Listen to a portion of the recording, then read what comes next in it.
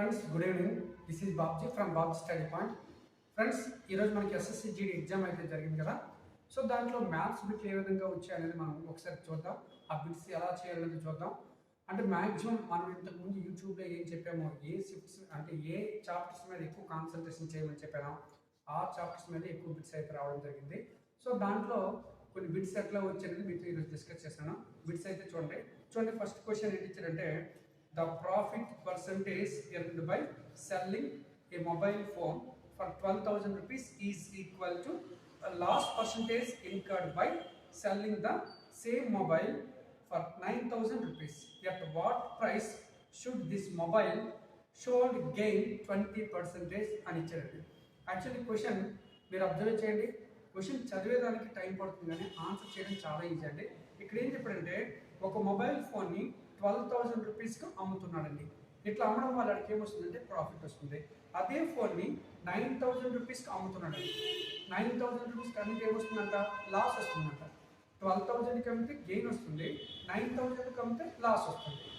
ఒకటైతే గుర్తుపెట్టుకోండి, అక్కడ ప్రాఫిట్ ఎంత వస్తుందో, అమ్మేటప్పుడు ప్రాఫిట్ ఎంత వస్తుందో, అమ్మేటప్పుడు లాస్ కూడా అంతే వస్తుంది. అంటే 12,000కి అమ్మేటప్పుడు ప్రాఫిట్ ఎంత వస్తుందో, 9,000కి అమ్మేటప్పుడు లాస్ కూడా అంతే వస్తుంది అని చెప్పాడు.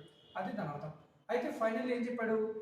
ఫైనల్లీ దానిని 20% ప్రాఫిట్కి అమ్మాలంటే దాన్ని ఎంతకి అమ్మాలి అని అంటున్నారు. అంటే ఫర్ ఎగ్జాంపుల్ ఇక్కడ చూడండి, ఇక్కడ ఇచ్చింది 12,000 రూపీస్. ఇది కాస్ట్ ప్రైస్, సెల్లింగ్ ప్రైస్. అలాగే 9,000 రూపీస్ ఇది కూడా ఏంటిది? Selling price. ఇలా అమ్మితే ప్రాఫిట్ వస్తుంది, ఇలా అమ్మితే లాస్ వస్తుంది. అంటే ఇది ఎస్పీ అంటే సెల్లింగ్ ప్రైస్, ఇది కూడా ఎస్పీ. మరి సిపి ఎక్కడ ఉంటుంది? దీనికి మధ్యలో ఎక్కడ ఉంటుంది. ఒకటైతే గుర్తుపెట్టుకోండి, ఎప్పుడైనా ప్రాఫిట్ లాస్ ఈక్వల్ అన్నాను అనుకోండి, ఈ కండిషన్ నేను ఆల్రెడీ మీకు నోట్స్లో చెప్పుకున్నాను. ప్రాఫిట్ లాస్ ఈక్వల్ అయినప్పుడు ఏం చేయాలంటే, దీని మధ్య డిఫరెన్స్ చూద్దాము. దీని మధ్య డిఫరెన్స్ ఎంత ఉంది? 3,000. ఎంత ఉంది? 3,000. దాన్ని బై 2 చేయండి. బై 2 అంటే ఎంత వస్తుంది? 1,500. అసలు బై 2 ఎందుకు చేయమన్నానంటే, ఇక్కడ గుర్తుపెట్టుకున్నాము. ఇక్కడ ఏం చెప్పాడంటే, ఇక్కడ సిపి ఉంది కదా, అంటే ఇక్కడ ప్రాఫిట్ ఎంత ఉందో లాస్ కూడా అంతే ఉంది. అంటే ప్రాఫిట్ ఒక పార్ట్ అనుకోండి, లాస్ ఒక పార్ట్ అనుకోండి. అంటే 12,000 నుంచి 9,000కి ఒక ప్రాఫిట్ ఒక లాస్. మొత్తంగా ఎన్ని ఉన్నాయి? 2 ఉన్నాయి. ఒక ప్రాఫిట్ ఒక లాస్ కలిపి తినేయండి 2. అంటే ఈ రెండు మధ్యలో difference 2 parts. That value will be 3,000. ఎంతండి? 3,000. మరి 1 పార్ట్ ఈజ్ ఈక్వల్ ఎంత వస్తుంది? 1,500. అంటే 1 పార్ట్ ఏంటంటే, 1 పార్ట్ ఒకటి ప్రాఫిట్, ఇంకోటి లాస్. అంటే ప్రాఫిట్ ఎంత అంటే 1,500, మరి లాస్ ఎంత? 1,500. మరి ప్రాఫిట్ లాస్ ఈక్వల్ అని చెప్పాడు కదా. ఇప్పుడు చూడండి, ఇలా అమ్మితే ప్రాఫిట్ వస్తుంది అంటే దీంట్లో ప్రాఫిట్ ఉంది. 12,000లో 1,500 ప్రాఫిట్ ఉంది. ఆ 1,500 తీసేస్తే ఏమొస్తుందంటే కాస్ట్ ప్రైస్ వస్తుంది. లేకుంటే ఇక్కడ 9,000 రూపీస్ ఉంది కదా, ఇట్లా అమ్మితే లాస్ వస్తుంది అన్నాడు కదా. సో దీనికి 1,500 కలిపితే సిపి వస్తుంది. ఇట్లా మనం సిపిని కనుక్కోవచ్చు. అంటే ఇప్పుడు ఎంత అవుతుందంటే కాస్ట్ ప్రైస్ 12,000లో 1,500 తీస్తే ఎంత వస్తుందంటే మనకి 10,500 వస్తుందండి. ఎంత వస్తుంది? దీన్ని ఏమంటారు? సిపి. ఇప్పుడు దీన్ని ఏం చేయాలి? అమ్మాలి. ఎట్లా అమ్మాలి? 20% ప్రాఫిట్కి అమ్మాలి. ఎంత పర్సెంటేజ్ ప్రాఫిట్? 20%. 10% 1050, 20% 2100. ఎస్, అర్థమైంది లేదా? 10% 1,050, 20% 2,100. సో 2,100 ఎక్స్ట్రా వేసి అమ్మాలి. అప్పుడు ఎంత వస్తుంది చెప్పండి? 12. అంటే ఆప్షన్లో చూసుకోండి, ఎన్నో ఆప్షన్ మీకు డిస్ప్లేలో కనిపిస్తుంది కదా, థర్డ్ ఆప్షన్ 12,600. అర్థమవుతలేదు? ఇది ఆన్సర్. అంటే ఇక్కడ సింపుల్గా షార్ట్ కట్లో ఎట్లా చేయొచ్చు అంటే, 12,000కి 9,000కి గ్యాప్ 3,000. ఆ 3,000 ఏంటంటే ఒక ప్రాఫిట్ ఉంది, ఒక లాస్ ఉంది. అంటే ఇందులో ప్రాఫిట్ ఉంది, లాస్ ఉంది. 3,000. ఆ 3,000లో ప్రాఫిట్ ఎంత అంటే 1,500, లాస్ ఎంత అంటే 1,500. కాబట్టి ఇందులో 1,500 తీసేస్తే సిపి వస్తుంది. అట్లాగే దీన్ని 1,500 కలిపితే సిపి వస్తుంది. అట్లా వెళ్ళాం. ఓకే, అర్థమైంది కదా క్వశ్చన్. నెక్స్ట్ క్వశ్చన్ చూడండి. If the HCF of 2 numbers is 6 and LCM of the same 2 numbers is 54, then the square root of the product of these numbers. యాక్చువల్గా చాలా సింపుల్ క్వశ్చన్ అండి, జాగ్రత్తగా ఆలోచించండి. ఏం చెప్పాడు? యాక్చువల్గా హెచ్సిఎఫ్ 2 numbers, 2 నెంబర్ల యొక్క హెచ్సిఎఫ్ ఎంత? 6. అలాగే ఎల్సిఎం 2 numbers ఎల్సిఎం ఎంత అవుతుంది? 54. మనకు ఆల్రెడీ తెలుసు. యాక్చువల్గా LCM into HCF is equal ఏం రాయొచ్చు? First number into second number అని చెప్పొచ్చు. అర్థమవుతూ లేదు? ఇది బేసిక్. అంటే LCM into HCF is equal to first number into second number అని చెప్పచ్చు. అయితే ఇందులో మనకి ఎల్సిఎం ఎంత 54, హెచ్సిఎఫ్ ఎంత 66 ఈజ్ ఈక్వల్ ఎంత వస్తుంది 324. ఇప్పుడు ఏమన్నాడు క్వశ్చన్ చూడండి, square root of the product of the these numbers అంటే హెచ్సిఎఫ్ ఇంటూ ఎల్సిఎఫ్ చేసిన ఫస్ట్ ఆ నెంబర్ల యొక్క రెండు ప్రొడక్ట్ చేసిన రెండింటి ప్రొడక్ట్ దేనికి సమానం అని తెలుసు మనకి, హెచ్సిఎఫ్ ఇంటూ ఎల్సిఎఫ్ సమానం. కాబట్టి ఇప్పుడు ఎంత వచ్చింది 324. ఇప్పుడు ఆ నెంబర్స్ యొక్క ప్రొడక్ట్ ఇది. దీని యొక్క ఏంటి అడిగాడు, స్క్వేర్ రూట్ 324 స్క్వేర్ రూట్ ఏమవుతుందండి 18. మనకి ఆప్షన్లో ఎన్ని ఆప్షన్ అవుతుంది అది చూడండి, ఆప్షన్ మనకి డిస్ప్లేలో కనిపిస్తుంది కదా, సెకండ్ ఆప్షన్ ఇది అంతా. ఓకే, నెక్స్ట్ ప్రాబ్లం చూడండి, వాడు ఏం ఇచ్చాడు, 4 men and 6 boys can do a work in 8 days and 6 men and 4 boys can do the same work in 7 days. Okay, then how many days will 5 men and 4 boys take to the same work అన్నాడు. అంటే ఇది చాలా simple ఎక్కండి, time and వర్క్లో already నేను నోట్స్లో చెప్పుకున్నాను, ఒకసారి observe చేయండి. 4 men and 6 boys can do a piece of work in 8 days. Next ఏం చెప్పాడు, 6 men and 4 boys అంటే same work, 6 men 4 boys can do the same work in 7 days. ఇప్పుడు మన question ఏమడిగాడు, 5 men and 4 boys how many days అడిగాడు. ఇది అడిగిన question. ఇక్కడ observe చేయండి, 4 మగవాళ్ళు 6 బాలులు వచ్చి 8 days చేశారు. ఇక్కడ 6 మగవాళ్ళు 4 అబ్బాయిలు వచ్చి 7 days చేశారు. అయితే 5 మగవారు 4 బాయ్స్ వస్తే ఎన్ని డేస్లో చేస్తారు అని క్వశ్చన్ అడిగాడు. ఓకేనా, ఇక్కడ ఇది జనరల్గా చేసుకుంటే చాలా మంచిదండి. ఈక్వేషన్ పార్ట్ వైపు కూడా జనరల్గా అంటే ఎప్పుడైనా గమనించండి, ఇట్లాంటివి ఇచ్చేటప్పుడు ఇక్కడ మెన్స్ అయినా ఉండాలి లేకుంటే బాయ్స్ అయినా ఉండాలి. అంటే కంప్లీట్గా ఉంటే మెన్స్, ఇక్కడ మెన్స్ తీసుకుంటే ఇక్కడ కూడా ఏం తీసుకోవాలి మెన్స్, ఇక్కడ కూడా ఏం తీసుకోవాలి మెన్స్, ఇక్కడ బాయ్స్ తీసుకుంటే ఇక్కడ కూడా బాయ్స్ తీసుకోవాలి, ఇక్కడ కూడా ఏం తీసుకోవాలి బాయ్స్ తీసుకోవాలి. అంటే ఏం చేయాలి, దీని అంతటి మనం మార్చేయాలి. ఉంటే కంప్లీట్గా మెన్స్ ఉండేటట్టు లేకుంటే బాయ్స్ ఉండేటట్టు మనం చేంజ్ చేసుకోవాలి. ఎట్లా చేంజ్ చేసుకోవాలి చూద్దాం. ఈ గ్రూప్ చేసే వర్క్ ఈ గ్రూప్ చేసే వర్క్ అన్ని కూడా ఒకటే. జనరల్గా ఆలోచిద్దాం. ఇక్కడ ఎన్ని డేస్ చేసే వర్క్ 8 days. ఒక డేకి 4 members వచ్చారు, ఒక డేకి 4 members అంటే 4 men వచ్చారు. అంటే ఎంతమంది మెన్స్ వచ్చినట్టు 32 men వచ్చారండి. ఎంతమంది మెన్స్ వచ్చారు 32 men. మరి బాయ్స్ ఎంతమంది వచ్చారు చెప్పండి, 48 boys అంతే కదా. దిస్ ఈజ్ M1 D1 అంటే 8 4s are 32, 8 6s are 48. ఇక్కడ చూడమ్మా 8 6s are 42 men plus 28 boys. గమనించండి, యాక్చువల్గా 32 men వస్తే వర్క్ అవుతుంది, అలాగే 48 boys వస్తే వర్క్ అవుతుంది. 32 boys బదులుగా ఇక్కడ ఎంత వచ్చారు 42 men వచ్చారు. అంటే మెన్స్ ఏదైనా పెరిగారు. ఎంతమంది పెరిగారు చెప్పండి, 10 men పెరిగారు. మరి మెన్స్ పెరిగారు అంటే బాయ్స్ ఖచ్చితంగా తగ్గుంటారు కదా. బాయ్స్ ఎంత ఉన్నారు 48, ఇక్కడ ఎంత ఉంది 28, అంటే ఎంత తగ్గారు 20 boys. అంటే దీని అర్థం ఏంటంటే 10 men బదులుగా 20 boys యూజ్ చేయొచ్చు, లేదా 20 boys బదులుగా 10 men యూజ్ చేయొచ్చు. అందుకే ఇప్పుడు దీన్ని మెన్స్ కిందనే కన్వర్ట్ చేయండి, బాయ్స్ కింద కన్వర్ట్ చేయండి. ఏం చేద్దాం, దీన్ని మార్చేద్దాం. ఎట్లా అంటే దీని అర్థం ఏంటంటే 1 man is equal to 2 boy, అంటే ఒక మగవాడికి బదులుగా 2 అబ్బాయిలు పెట్టచ్చు. అట్లా చేద్దాం. ఇప్పుడు ఈ మగవారిని తీసేద్దాం. ఎంతమంది ఉన్నారు 4 మగవారు. మరి 4 మగవారు తీయాలంటే ఎంతమంది అబ్బాయిలు తీసుకురావాలి, ఒక మగవాడికి బదులుగా 2 అబ్బాయిలు తీసుకురావాలని చెప్పాం. మరి 4 మగవాళ్ళు అంటే 4 2s are 8 boys. ఎంత వస్తుందండి 8 boys. అంటే ఇక్కడ 8 boys తీసుకురావాలి. 8 boys plus 6 boys that is ఎంత వస్తుంది 14 boys. ఎంత వస్తుందండి 14 boys. అంటే 14 boys ఎన్ని డేస్ చేయగలరు 8 days. This is M1 D1. ఇది ఏంటవుతుంది M1 D1, ఇది M2 D2. మనకి ఏంటంటే M3 D3 ఎంత అంటే M1 D1 is equal to M2 D2 is equal to M2 3D3 because of all 3 groups work is same. అందుకే అట్లా రాశారు. ఓకేనా, ఇప్పుడు చూడండి నెక్స్ట్ ఇందులో ఈ గ్రూప్ కోసం కావాలి, ఈ గ్రూప్ ఎక్కడ కావాలి అంటే ఇది M1 D1. ఇప్పుడు ఇది ఏంటి మెన్స్ తీసారు, మెన్స్ తీసేసి ఎవరిని పెట్టాలి boys. 5 men is equal to 10 boys. అంటే 10 boys 10 plus 4 ఎంత అండి 14. అంటే 14 ఇంటూ ఎంత చేస్తే ఈ రెండు ఈక్వల్ అవుతుంది అడిగాడు. ఇక్కడ 14 into 8 వేసాం, ఇక్కడ కూడా ఎంత రావాలి 14 into 8 అయితే ఈక్వల్ అవుతుంది, సేమ్ వర్క్ అవుతుంది. కాబట్టి ఇక్కడ ఎంత రావాలంటే ఆన్సర్ 8. మనకి ఆప్షన్లో ఎన్ని ఆప్షన్ ఉందో చెక్ చేసుకోండి. Option number B. ఓకేనా, నెక్స్ట్ ప్రాబ్లం కూడా చూడండి, టైమ్ అండ్ వర్క్ నుంచి ఇచ్చాడు. ఇది కూడా మనం ఆల్రెడీ మన నోట్స్లో డిస్కస్ చేసాం, ఒకసారి చెక్ చేసుకోండి. సేమ్ ప్రాబ్లం చెక్ చేసాం. అంటే ఆల్మోస్ట్ ఆల్ ఏదైతే మనం క్వశ్చన్స్ ఏవచ్చాయో అవన్నీ ప్రతి ఒక్కటి కూడా నోట్స్లో ఉంది, మీరు చెక్ చేసుకోండి. నేను ఆల్రెడీ గ్రూప్లో కొన్ని నోట్స్ కూడా పెట్టున్నాను, ఒకసారి చెక్ చేసుకోండి.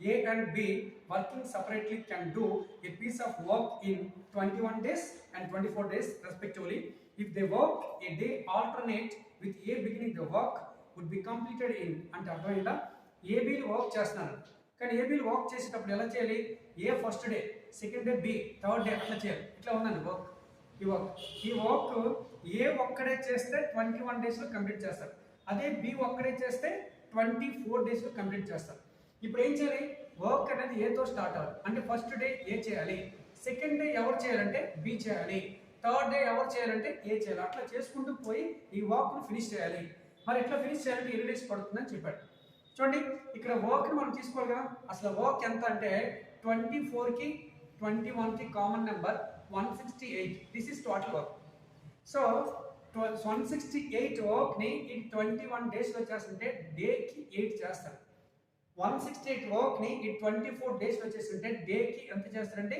7 చేస్తారు ఇప్పుడు చూద్దాం అంటే 1 డేకి సపోజ్ ఫర్ ఎగ్జాంపుల్ 160 యాపిల్స్ ఉన్నాయి 168 యాపిల్స్ వీడు డేకి 8 తింటాడు అదే 168 యాపిల్స్ ఇస్తే డేకి 7 తింటాడు కానీ ఈ తినడం ఎవరితో స్టార్ట్ చేయాలి ఏతో బిగినింగ్స్ చేయాలి ఏతో స్టార్ట్ చేస్తే అట్లా నెక్స్ట్ డే బి స్టార్ట్ చేస్తే B second day third day A fourth day B ఇట్లా ఆల్టర్నేట్ డేస్లో వస్తూ ఈ వర్క్ ఫినిష్ చేయాలి వర్క్ అంటే ఏంటి ఇక్కడ 168 యాపిల్స్ తినాలి మరి ఎట్లా తింటారు ఫస్ట్ డే వస్తారండి ఫస్ట్ డే ఎవరు వస్తారు ఏ వస్తాడు ఫస్ట్ డే ఏ వచ్చి ఎన్ని యాపిల్స్ తింటాడు డేకి ఎంత తింటాడు 8 మరి నెక్స్ట్ డే అంటే సెకండ్ డే ఎవరు వస్తారు చెప్పండి నెక్స్ట్ డే బి వస్తారండి బి వచ్చినప్పుడు రోజుకి ఎంత తింటాడు 7 అంటే టోటల్గా ఎంత అయింది 2 డేస్ 2 డేస్కి ఎన్ని ఫినిష్ చేశారండి 15 2 డేస్కి 15 ఫినిష్ చేస్తే 4 డేస్కి ఎంత అవుతుంది 30 మరి 6 డేస్కి ఎంత అవుతుంది ఇంకో 15 45 ఇట్లా మనం చేసుకుంటూ పోతే చాలా పెద్దగా వస్తుంది కాబట్టి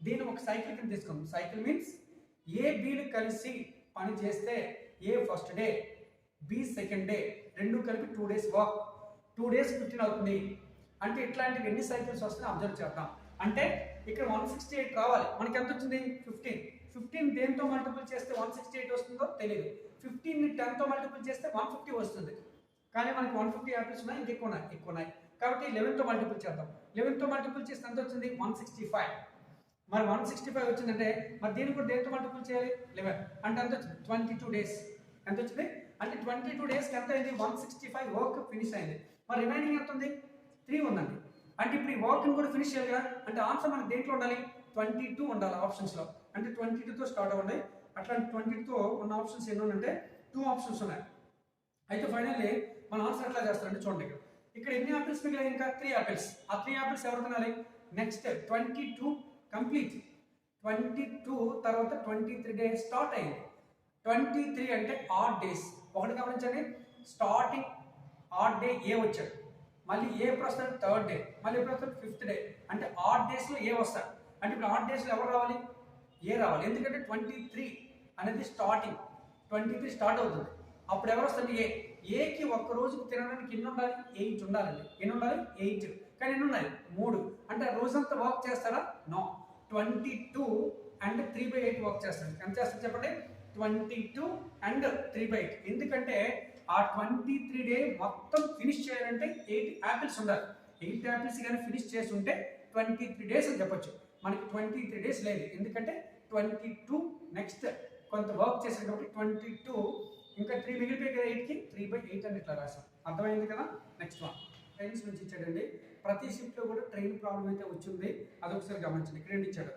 క్వశ్చన్ డిస్ప్లే అవుతుంది కదా ఒకసారి చూసుకోండి the speed of a train in 90 km/h and it crosses a bridge 360 meters long in 24 seconds then what is the length of the train ఇక్కడ చూసుకోండి ఇప్పుడు నేను ట్రైన్ మీకు చెప్పాను ట్రైన్లో 6 కాన్సెప్ట్స్ ఉంటాయి ఆ 6 కాన్సెప్ట్స్ నుంచి ఖచ్చితంగా బిట్ వస్తుందండి ఆ 6 కాన్సెప్ట్ మీకు వస్తే ఖచ్చితంగా ఏ ప్రాబ్లం అయినా మీరు చేయగలండి ఇక్కడ చూడండి ఇక్కడ ఏంటంటే ట్రైన్ దేన్ని క్రాస్ చేస్తుంది బ్రిడ్జ్ మీకు ట్రైన్ బ్రిడ్జ్ని క్రాస్ చేసినప్పుడు ఎన్ని లెంత్ వస్తాయని చెప్పాను 2 యాక్చువల్లీ క్వశ్చన్ ఇక్కడ ఏంటంటే డిస్టెన్స్ ఏంటి స్పీడ్ ఇంటూ టైం ఇంకోటి కూడా చెప్పాను మీకు ఎప్పుడైనా డిస్టెన్స్ అడిగేటప్పుడు బ్రిడ్జ్ లెంత్ అడిగేటప్పుడు బ్రిడ్జ్ లెంత్ ఈజ్ ఆల్వేస్ మీటర్స్లో ఉంటుంది కదా డిస్టెన్స్ మీటర్లో ఉంటే టైం దేంట్లో ఉండాలి చెప్పాను సెకండ్స్ డిస్టెన్స్ స్పీడ్ దేంట్లో ఉండాలి మీటర్ పర్ సెకండ్లో ఉండాలని చెప్పాను ఒకసారి చెక్ చేసుకోండి నోట్స్లో క్లియర్గా ఉంది నెక్స్ట్ ఇక్కడ డిస్టెన్స్ అంటే ఎన్ని లెంత్ వస్తాయి, రెండు అంటే ఒకటి train length, another one bridge length, రెండు కలిపేసి వస్తాయి.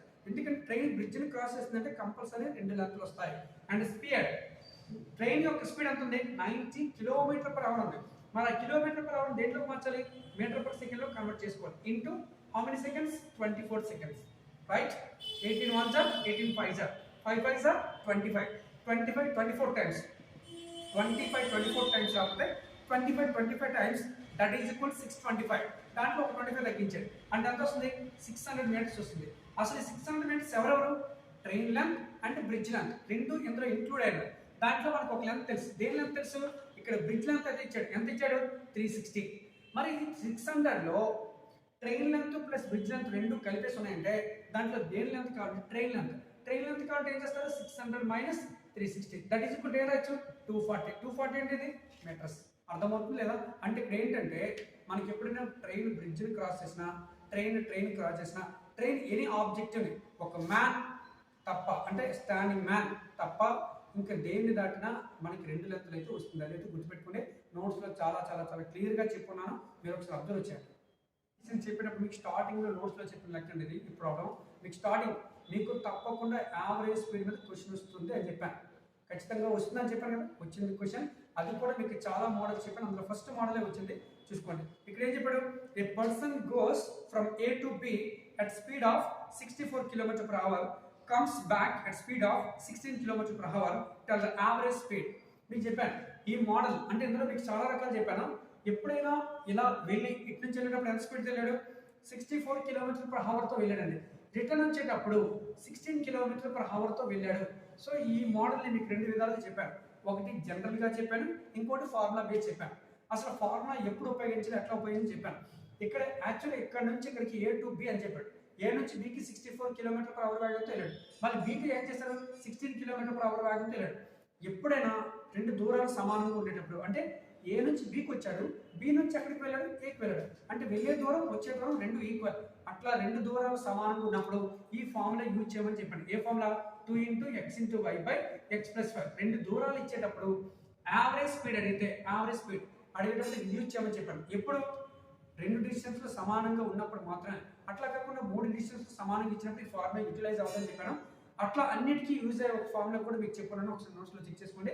ఇక్కడ చూద్దాం, ఇప్పుడు యావరేజ్ స్పీడ్ ఎప్పుడైనా రెండు దూరాలు సమానంగా ఉండేటప్పుడు రెండు స్పీడ్లు ఇచ్చేటప్పుడు ఈ ఫార్ములా యూటిలైజ్ చేసి మనం చేయొచ్చు, లేదా జనరల్లో కూడా చేయొచ్చు. జనరల్ కూడా చెప్పుకున్నాను, ఒకసారి చెక్ చేసుకోండి. 2 × 64 × 16, x అంటే 64, y అంటే 16, క్యాన్సిల్ చేసేయడమే. y ఎంత వస్తుంది 80, 16 1s are 16 5s are అంటే ఎంత వస్తుంది 128/5. 120/8/5 అంటే ఎంత వస్తుంది 25.6. 25.6 ఏంటిది km/h. ఇది మనకు ఆన్సర్ వస్తుంది. అంటే ఎప్పుడైనా యావరేజ్ స్పీడ్ అడిగేటప్పుడు రెండు దూరాలు సమానంగా ఉండేటప్పుడు రెండు స్పీడ్స్ ఇచ్చేటప్పుడు ఇట్లా ఈ ఫార్ములా యూజ్ చేయమని చెప్పాను. లేకుంటే జనరల్గా అన్నిటికీ కామన్గా రెండు దూరాలు సమానంగా ఉన్న మూడు దూరం 3 equal distance, 4 equal distance, 2 equal distance equal లేకుండా ఎనీ కైండ్ ఆఫ్ సిచ్యువేషన్ మనకి యావరేజ్ స్పీడ్ అడిగేటప్పుడు మీకు జనరల్ ఫార్ములా ఒకటి చెప్పాను, ఏంటంటే average speed is equal total distance by total time. దాని బేసిస్ ఈజీగా చేయొచ్చు అని చెప్పాను. ఒకసారి నోట్స్ అయితే వెరిఫై చేయండి. క్వశ్చన్ చూడమ్మా, మనకి profit and loss and discounts నుంచి ఎక్కువ క్వశ్చన్స్ వస్తాయని చెప్పాను. Simple interest, compound interest, profit and loss, discount నుంచి మనకి ఖచ్చితంగా క్వశ్చన్స్ వస్తాయి. సో అదొకసారి అబ్జర్వ్ చేయండి. నోట్స్ కూడా గ్రూప్లో పెట్టున్నాను, సింపుల్ ఇంట్రెస్ట్, కాంపౌండ్ ఇంట్రెస్ట్ అంటే ప్రాఫిట్ అండ్ లాస్, డిస్కౌంట్స్ కూడా పెడతాను. ఒకసారి ఆ మోడల్స్లో బేసిక్ మోడల్స్ చూసుకుని వెళ్ళండి. మనకి ఎగ్జామ్ పేపర్ అయితే చాలా చాలా ఈజీగా ఉంటుంది కాబట్టి ఎవరు వరి అవ్వడం అవసరం లేదు, బేసిక్లో ఇస్తున్నారు కాబట్టి డోంట్ వరీ. అయితే క్వశ్చన్ ఇచ్చారో చూద్దాం. A discount of 30% is given on an article and there is a profit of 5% on it. The market price is 3,000 rupees. Then what will be the cost price? ఇక్కడ మనకు అడుగుతారు, మీకు చెప్పాను actually మీకు డిస్కౌంట్లో స్ట్రక్చర్ ఉంటుంది చెప్పి, ఏంటి స్ట్రక్చర్, సిపి, నెక్స్ట్ ఏముంటుంది చెప్పండి, ఎంపీ, నెక్స్ట్ ఏముంటుంది ఎస్పీ. ఎంపీకి ఎస్పీకి మధ్యలో డిస్కౌంట్ ఉంటుంది.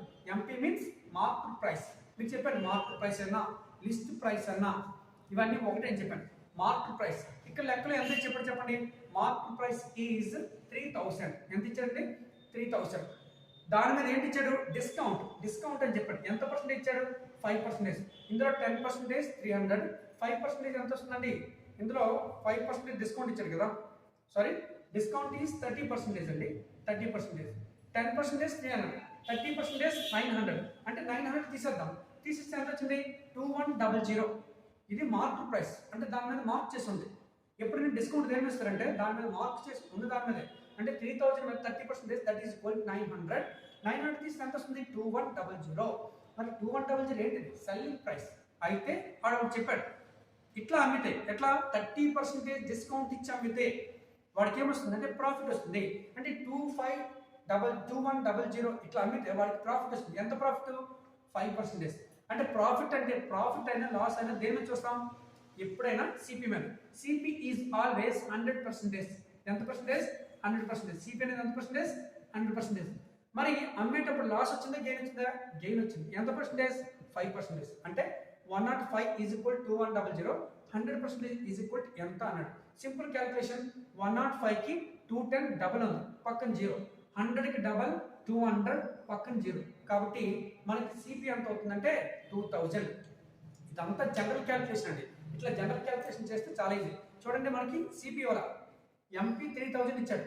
Discount is always given on MP. Mark price మీద ఇస్తారు. మార్క్ ప్రైస్ మీద డిస్కౌంట్ ఇచ్చాం కదా. ఇచ్చేసిన తర్వాత ఎంత వచ్చింది 2100 వచ్చింది. అంటే 2100 అమ్మాం.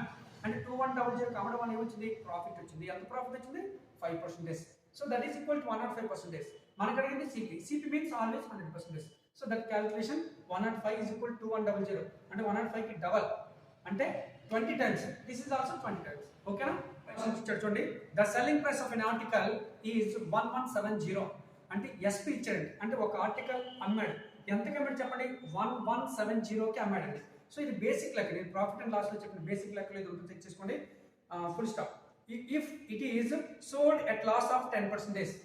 దీన్ని అమ్మాడు సోల్డ్. SP means sold. ఇట్లా అమ్మితే ఏమొచ్చింది లాస్. ఎంత లాస్ వచ్చింది 10%. ఎప్పుడైనా లాస్ అయినా గెయిన్ అయినా దేని మీద చూస్తారని చెప్పాను కొనేదానిపై సిపి మీద.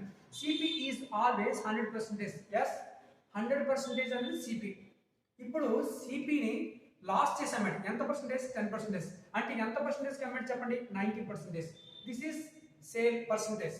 మరి సేల్ ప్రైస్ ఎంత 1170. మనకు అడిగింది ఏంటి కాస్ట్ ప్రైస్. 0కి 0 గెట్ క్యాన్సిల్ వస్తుంది 30. 1% 30 వేస్తే 100% ఎంత వస్తుంది చెప్పండి 1300. అర్థమైంది కదా. ఇక్కడ 90% ఈజ్ ఈక్వల్ టు 1170. మనకి ఏం కావాలి 100%. లేకుంటే ఇట్లా ఫ్రాక్షన్ రాయొచ్చు. ఎట్లా అంటే SP is equal to 90% is equal to 9/10. Denominator లో ఉన్నది ఆల్వేస్ మీకు ఏమని చెప్పాను సిపి అని చెప్పాను. ఇది కాస్ట్ ప్రైస్. మరి ఇదేంటిది ఇక్కడ దేన్ని ఇండికేట్ చేస్తే అదే చెప్పాను. This is SP. SP is equal to 1170 9 parts. So 10 parts అనేది ఏంటిది ఇది సిపి అవుతుంది. సిపి అంత అడిగాడు. 9తో క్యాన్సిల్. 9 1 జా 9.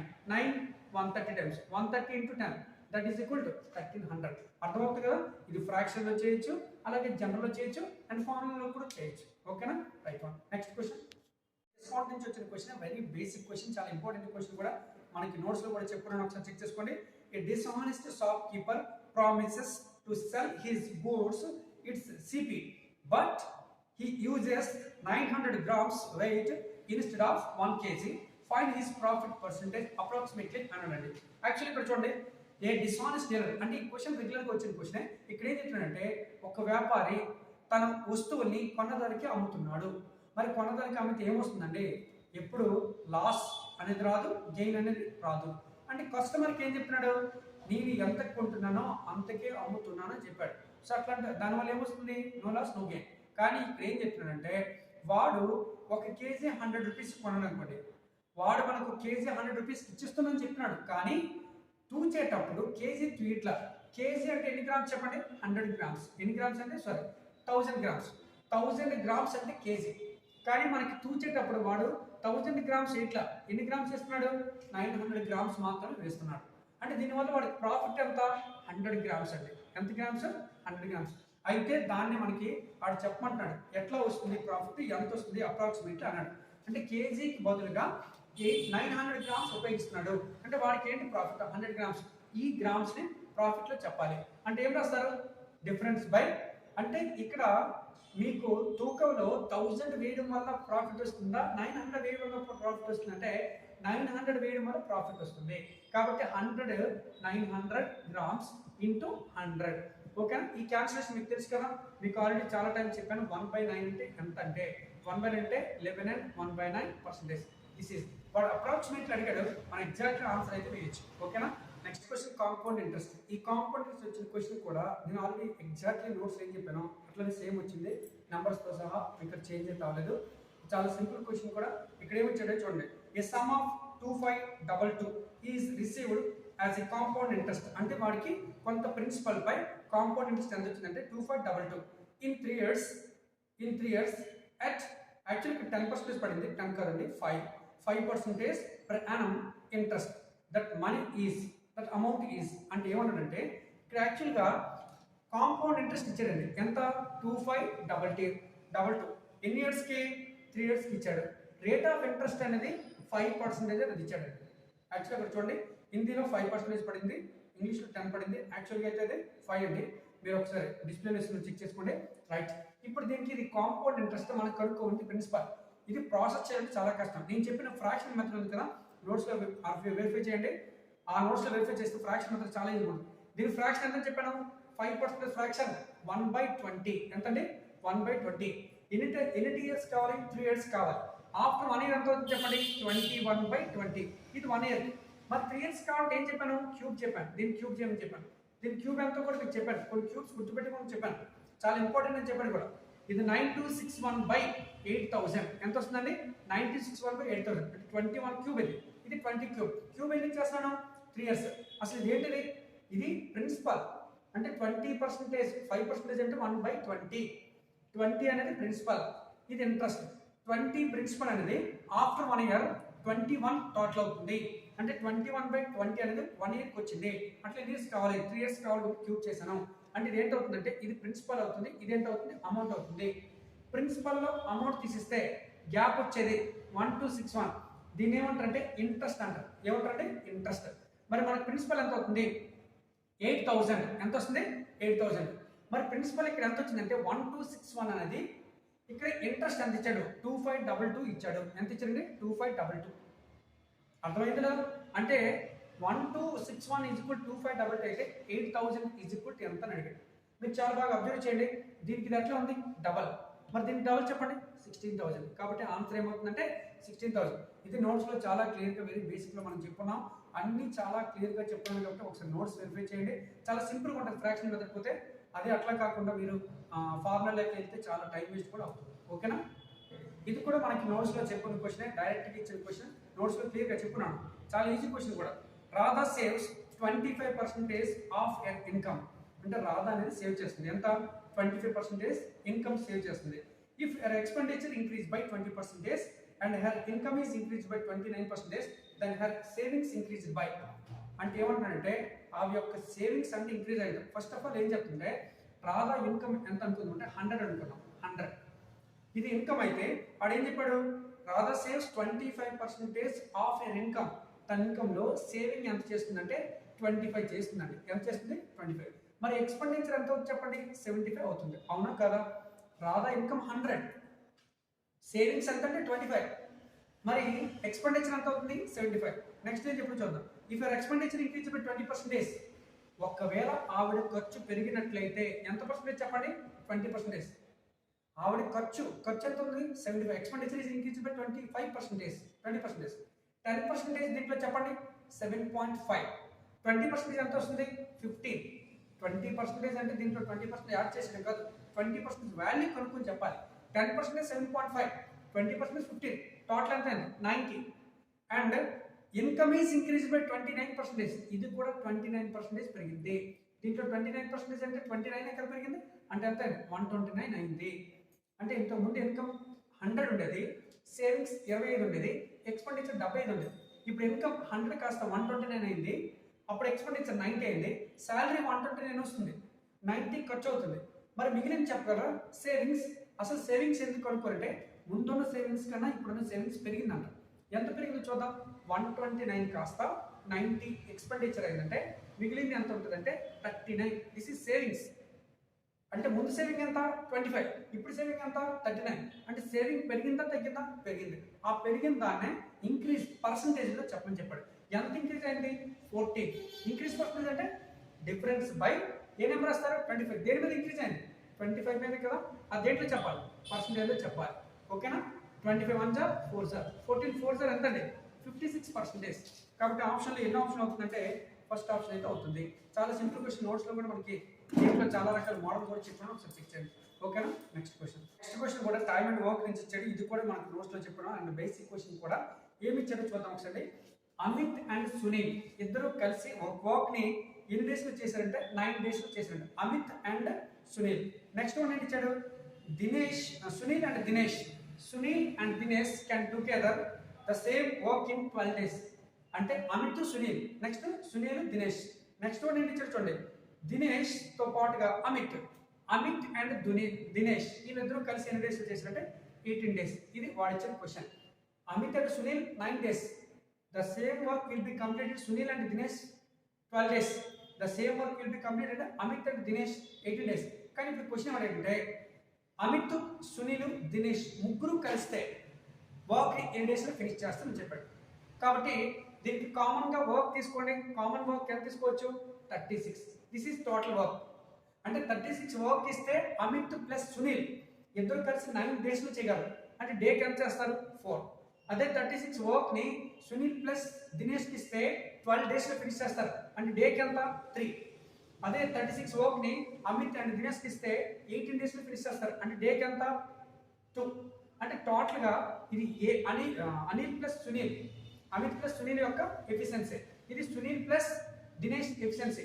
ఇది అమిత్ ప్లస్ దినేష్ యొక్క ఎఫిషియన్సీ. కానీ మనకి ఏం కావాలి, వర్క్ ఫినిష్ చేయాలంటే ఎన్ని డేస్ లో ఫినిష్ చేస్తారంటే వాళ్ళ యొక్క ఎఫిషియన్సీ కావాలి. ఎవరి ఎఫిషియన్సీ, అమిత్ అండ్ సునీల్ దినేష్ యొక్క ఎఫిషియన్సీ కావాలి. అంటే వర్క్ తెలియదు. వర్క్ ఎంత ఇది. అంటే ఇప్పుడు ఏం చేద్దాం ఒకసారి, ఇదంతా కలిపి ఎంత వచ్చిందండి 9. ఈ 9 ఎవరు చేశారు టోటల్ గా, అమిత్ సునీల్ దినేష్ అండ్ అమిత్ దినేష్. అంటే టోటల్ గా ఎంతమంది మెంబర్స్ 6 members అండి. యాక్చువల్ చూస్తే Amit 2 times, Sunil 2 times, Dinesh 2 times.